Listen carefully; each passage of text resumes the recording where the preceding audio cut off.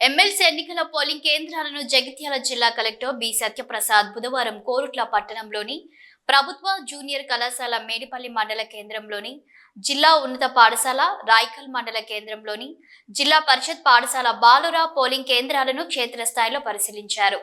MLC ఎన్నికల నేపథ్యంలో polling కేంద్రాలలో ఎన్నికలు సమర్థవంతంగా నిర్వహించాలని సిబ్బందికి పలు పోలింగ్ కేంద్రాలలో సూచనలు చేశారు.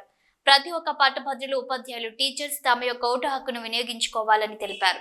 కలెక్టర్ వెంట RTO Jivakar Reddy, MRO, police సిబ్బంది పాల్గొన్నారు.